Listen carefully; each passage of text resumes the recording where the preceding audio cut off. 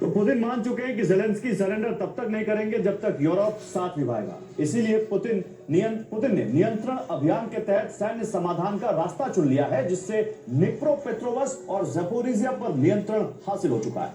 यही नहीं, अब पुतिन सैन्य समाधान के रास्ते पर आगे बढ़ते हुए सुमी, मिर्नोहार, खार्किव और ओडेसा पर सीधे हमला कर रहे हैं, जहां यूक्रेनी सेना फिलहाल युद्ध लड़ रही है, लेकिन ज्यादा समय तक टिक नहीं पाएगी।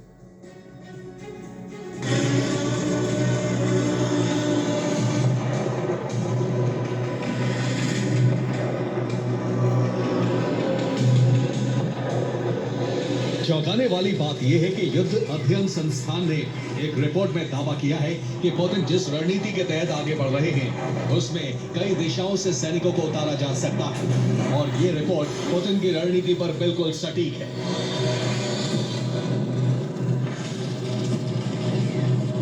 जिसकी पुष्टि करती है ओडेसा पर हुए हमले की ये तस्वीरें।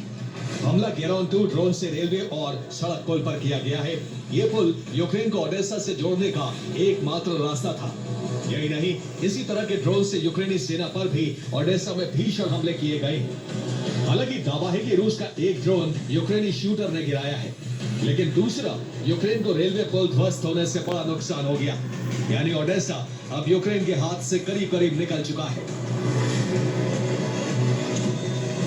यानी यूक्रेन एक तरह से पोर्ट विहीन हो चुका है और पोर्ट पर रूस की मजबूत पकड़ हो चुकी है, जो यूरोप के लिए संकट बन सकती है। इसके अलावा पुतिन का मिशन नियंत्रण चुनौती इसलिए भी बन गया है क्योंकि रूस की आक्रामकता कम नहीं हो रही।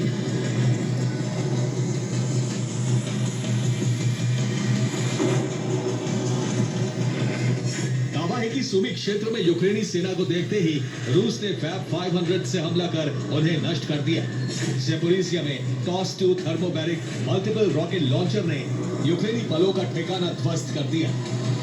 सुमी में ही सेवर ग्रुप ने यूक्रेनी सेना की पोजीशन को तबाह कर दिया, जिसका सीधा मतलब है कि आने वाला समय यूक्रेन और ज़ेलेंस्की के लिए युद्ध में आक्रामकता दिखाने का नहीं होगा, बल्कि सरेंडर के लिए मजबूरी दिखाने का होगा। Bureau report.